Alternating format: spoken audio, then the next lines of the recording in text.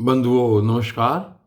कल आपने सुना कि नरसिंह भगवान का किस प्रकार प्रादुर्भाव हुआ और नरसिंह भगवान ने हिरण्यकश्यप का वध किया। और आज के इस एपिसोड में आगे चलते हैं, देखिए क्या कहते हैं प्रहलाद जी के बारे में और क्या होता है प्रहलाद जी के साथ। नारद जी कहते हैं कि प्रहलाद जी ने बालक होने पर भी यही समझा कि वरदान मांगना प्रेम भक्ति का विघ्न है, इसलिए कुछ मुस्कुराते हुए से वे भगवान से बोले। प्रहलाद जी ने कहा, प्रभु मैं जन्म से ही विषय भोगों में आसक्त हूँ, अब मुझे इन वरों के द्वारा आप लुभाइए नहीं। मैं उन भोगों के संग से डरकर उनके द्वारा होने वाली तीव्र वेदना का अनुभव कर उनसे छूटने की अभिलाषा से ही आपकी शरण में आया हूँ। भगवान, मुझ में भक्त के लक्षण है या नहीं ये जानने के लिए आपने अपने भक्त को वरदान मांगने को की ओर प्रेरित किया है। ये विषय भोग हृदय की गांठ को और भी मजबूत करने वाले तथा बार बार जन्म मृत्यु के चक्कर में डालने वाले हैं।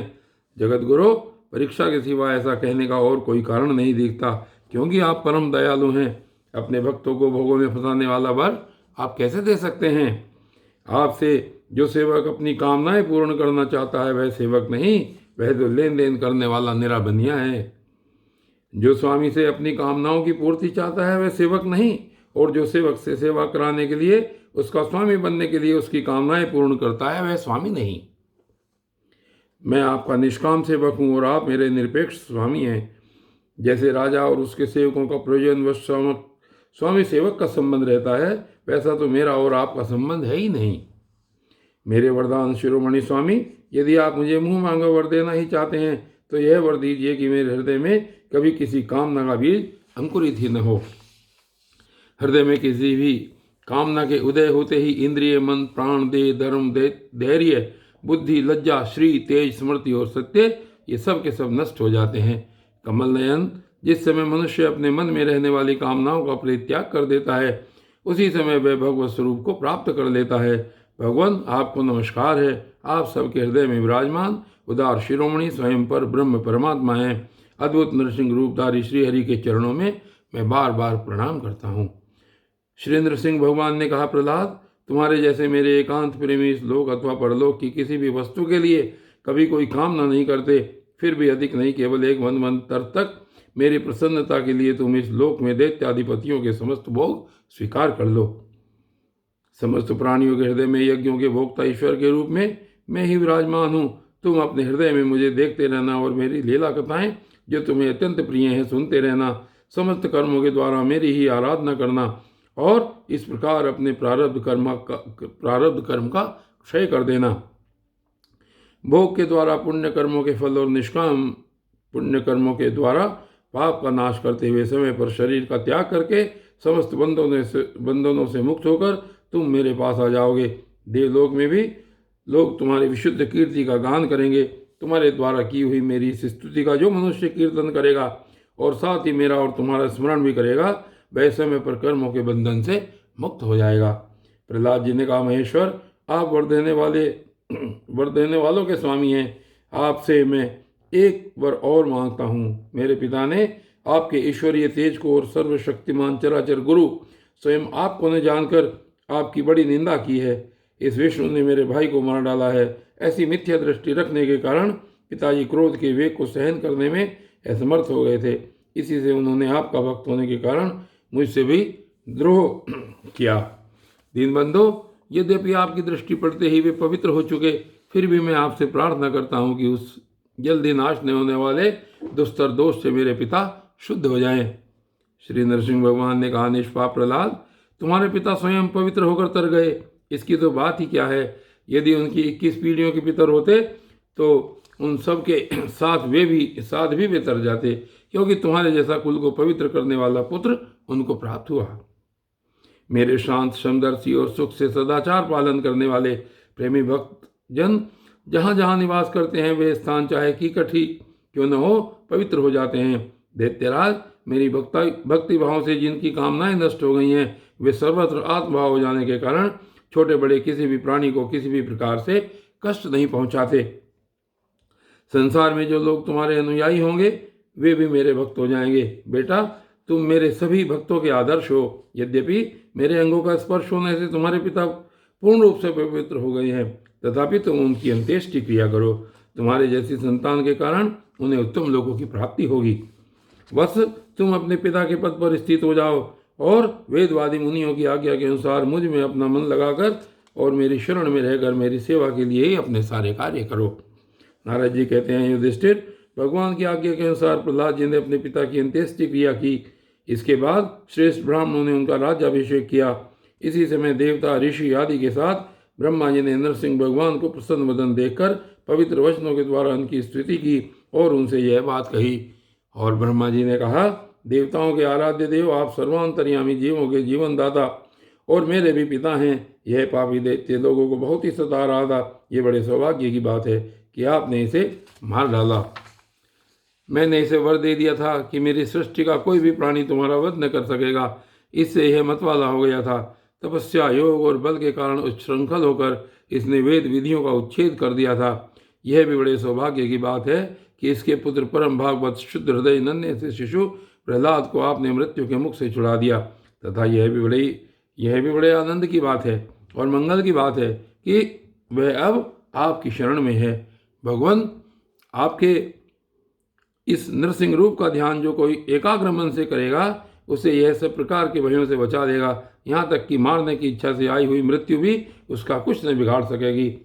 नरसिंह भगवान बोले, ब्रह्मा जी, आप दैत्यों को ऐसा वर न दिया करें जो स्वभाव से ही क्रूर हैं। उनका दिया हुआ वर तो वैसा ही है जैसे सांपों को दूध पिलाना। नारद जी कहते हैं, युधिष्ठिर, नरसिंह भगवान इतना कहकर और ब्रह्मा जी के द्वारा की हुई पूजा को स्वीकार करके वहीं अंतर्धान समस्त प्राणियों के लिए अदृश्य हो गए। इसके बाद प्रहलाद जी ने भगवत स्वरूप ब्रह्मा शंकर की तथा प्रजापति और देवताओं की पूजा करके उन्हें माथा टेक कर प्रणाम किया। तब शुक्राचार्य आदि मुनियों के साथ ब्रह्मा जी ने प्रहलाद जी को समस्त दानों और दैत्यों का अधिपति बना दिया। फिर ब्रह्मादि देवताओं ने प्रहलाद का अभिनंदन किया और उन्हें शुभाशीर्वाद दिए। प्रहलाद जी ने भी यथा योग्य सबका सत्कार किया और वे लोग अपने अपने लोकों को चले गए। युधिष्ठिर, इस प्रकार भगवान के वे दोनों पार्षद जय और विजय दिति के पुत्र दैत्य हो गए थे। वे भगवान से वैर भाव रखते थे। उनके हृदय में रहने वाले भगवान ने उनका उद्धार करने के लिए उन्हें मार डाला। ऋषियों के शाप के कारण उनकी मुक्ति नहीं हुई। वे फिर से कुंभकर्ण और रावण के रूप में राक्षस हुए। उस समय भगवान श्री राम के पराक्रम से उनका अंत हुआ। युद्ध में भगवान राम के बाणों से उनका कलेजा फट गया। वहीं पड़े पूर्व जन्म की भांति भगवान का स्मरण करते करते उन्होंने अपने शरीर छोड़े। वे ही अब इस युग में शिशुपाल और दंतवक्त के रूप में पैदा हुए थे। भगवान के प्रति वैरभाव होने के कारण तुम्हारे सामने ही वे उसमें समा गए। युधिष्ठिर, श्री कृष्ण से शत्रुता रखने वाले सभी राजा अंत समय में श्री कृष्ण के स्मरण से तद्रूप होकर अपने पूर्वकृत पापों से सदा के लिए मुक्त हो गए। जैसे रंगी के द्वारा पकड़ा हुआ कीड़ा भय से ही उसका स्वरूप प्राप्त कर लेता है, जिस प्रकार भगवान के प्यारे भक्त अपनी भेदभाव रहित अन्य भक्ति के द्वारा भगवत स्वरूप को प्राप्त कर लेते हैं, वैसे ही शिशुपाल आदि नरपति भी भगवान के वैर भाव जनित अन्य चिंतन से भगवान के सारूप्य को प्राप्त हो गए। युधिष्ठिर, तुमने मुझसे पूछा था कि भगवान से द्वेष करने वाले शिशुपाल आदि को उनके सारूप्य की प्राप्ति कैसे हुई। उसका उत्तर मैंने तुम्हें दे दिया। ब्रह्मण्य देव परमात्मा श्री कृष्ण का यह परम पवित्र अवतार चरित्र है। इसमें हिरण्याक्ष और हिरण्यकश्यपु इन दोनों दैत्यों के वध का वर्णन है। इस प्रसंग में भगवान के परम भक्त प्रहलाद का चरित्र, भक्ति, ज्ञान, वैराग्य एवं संसार की सृष्टि, स्थिति और प्रलय के स्वामी श्री हरि के यथा स्वरूप तथा उनके दिव्य गुण एवं लीलाओं का वर्णन है। इस आख्यान में देवता और दैत्यों के पदों में कालक्रम से जो महान परिवर्तन होता है उसका भी निरूपण किया गया है। जिसके द्वारा भगवान की प्राप्ति होती है उस भागवत धर्म का भी वर्णन है। अध्यात्म के संबंध में भी सभी जानने योग्य बातें इसमें लिखी हुई हैं। भगवान के पराक्रम से पूर्ण इस पवित्र आख्यान को जो कोई पुरुष श्रद्धा से कीर्तन करता और सुनता है वह कर्म बंधन से मुक्त हो जाता है। जो मनुष्य परम पुरुष परमात्मा की यह श्री नरसिंह लीला सेनापतियों सहित हिरण्यकश्यपु का वध और संत शिरोमणि प्रहलाद जी का पावन प्रभाव एकाग्र मन से पढ़ता और सुनता है वह भगवान के अभय पद वैकुंठ को प्राप्त होता है। युधिष्ठिर, इस मनुष्य लोक में तुम लोगों के भाग्य अत्यंत प्रशंसनीय है, क्योंकि तुम्हारे घर में साक्षात पर ब्रह्म परमात्मा मनुष्य का रूप धारण करके गुप्त रूप से निवास करते हैं। इसी से सारे संसार को पवित्र कर देने वाले ऋषि मुनि बार बार उनका दर्शन करने के लिए चारों ओर से तुम्हारे पास आया करते हैं। बड़े बड़े महापुरुष निरंतर जिनको ढूंढते रहते हैं, जो माया के लेस से रहित परम शांत परमानंद अनुभव स्वरूप पर ब्रह्म परमात्मा हैं, वे ही तुम्हारे प्रिय हितैषी मेरे भाई पूज्य आज्ञाकारी गुरु और स्वयं आत्मा श्री कृष्ण हैं। और आगे कहते हैं कि शंकर ब्रह्मा आदि भी अपनी सारी बुद्धि लगाकर वे यह है इस रूप में उनका वर्णन नहीं कर सके, फिर हम तो कर ही कैसे सकते हैं। हम तो मौन भक्ति और संयम के द्वारा ही उनकी पूजा करते हैं। कृपया हमारी यह पूजा स्वीकार करके भक्त वत्सल भगवान हम पर प्रसन्न हों। युधिष्ठिर, यही एकमात्र आराध्य देव है। प्राचीन काल में बहुत बड़े मायावी मयासुर ने जब रुद्रदेव की कमनीय कीर्ति में कलंक लगाना चाहा, तब इन्हीं भगवान श्री कृष्ण ने फिर से उनके यश की रक्षा और विस्तार किया था। राजा युधिष्ठिर ने पूछा, नारद जी, मैं दानव किस कार्य में जगदीश्वर रुद्रदेव का यश नष्ट करना चाहता था और भगवान श्री कृष्ण ने किस प्रकार उनके यश की रक्षा की, आप कृपा करके हमें बतलाइए। नारद जी ने कहा, एक बार इन्हीं भगवान श्री कृष्ण से शक्ति प्राप्त करके देवताओं ने युद्ध में असुरों को जीत लिया था। उस समय सबके सब असुर मायावियों के परम गुरु मय दानव की शरण में गए। शक्तिशाली मय असुर ने सोने चांदी और लोहे के 3 विमान बना दिए। वे विमान के आते 3 पुर ही थे। वे इतने विलक्षण थे कि उनका आना जाना जान नहीं पड़ता था। उनमें अपरिमित सामग्रियां भरी हुई थी। युधिष्ठिर, दैत्य सेनापतियों के मन में तीनों लोक और लोकपतियों के प्रति वैर भाव तो था ही, अब उसकी याद करके उन तीनों विमानों के द्वारा वे उनमें छिपे रहकर सबका नाश करने लगे। तब लोकपालों के साथ सारी प्रजा भगवान शंकर की शरण में गई और उनसे प्रार्थना की कि प्रभु, त्रिपुर में रहने वाले असुर हमारा नाश कर रहे हैं, हम आपके हैं, अतः देवादिदेव आप हमारी रक्षा कीजिए। उनकी प्रार्थना सुनकर भगवान शंकर ने कृपापूर्ण शब्दों में कहा, डरो मत। फिर उन्होंने अपने धनुष पर बाण चढ़ाकर तीनों पुरों पर छोड़ दिया। उनके इस बाण से सूर्यमंडल से निकलने वाली किरणों के समान अन्य बहुत से बाण निकले। उनमें से मानो आग की लपटें निकल रही थी। उनके कारण उन पुरों का दिखना बंद हो गया।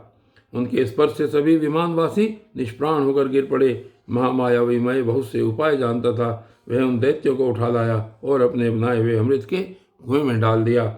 उस सिद्ध अमृत रस का स्पर्श होते ही असुरों का शरीर अत्यंत तेजस्वी और वज्र के समान सुदृढ़ हो गया। वे बादलों को विदीर्ण करने वाली बिजली की आग की तरह उठ खड़े हुए। इन्हीं भगवान श्री कृष्ण ने जब देखा कि महादेव जी तो अपना संकल्प पूरा न होने के कारण उदास हो गए हैं, तब उन असुरों पर विजय प्राप्त करने के लिए इन्होंने एक युक्ति की। यही भगवान विष्णु उस समय गौ बन गए और ब्रह्मा जी बछड़ा बने। दोनों ही मध्याह्न के समय उन तीनों पुरों में गए और उस सिद्ध रस के कुएं का सारा अमृत पी गए। यद्यपि उसके रक्षक दैत्य इन दोनों को देख रहे थे, फिर भी भगवान की माया से वे इतने मोहित हो गए कि इन्हें रोक न सके।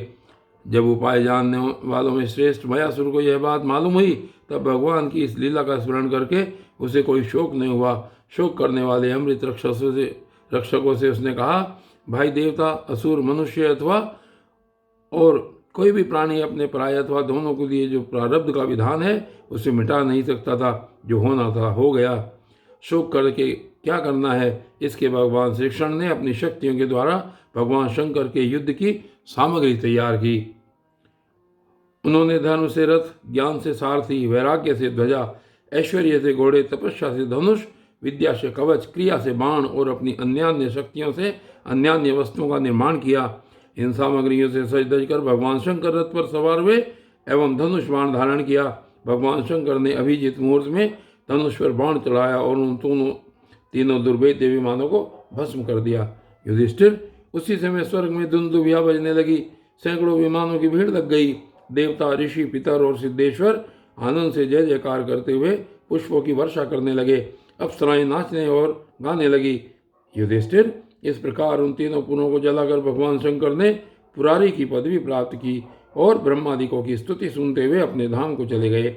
आत्मस्वरूप जगत गुरु भगवान श्री कृष्ण इस प्रकार अपनी माया से जो मनुष्यों की सी लीलाएं करते हैं, ऋषि लोग उन्हीं अनेकों लोक पावन लीलाओं का गान करते हैं। बताओ मैं तुम्हें और क्या सुनाऊं। और बंधु, आज की वीडियो बस केवल यहीं तक। और आगे की वीडियो में आगे क्या चलता है इस प्रहलाद जी की कथा के बाद, ये कल देखेंगे, तब तक के लिए धन्यवाद।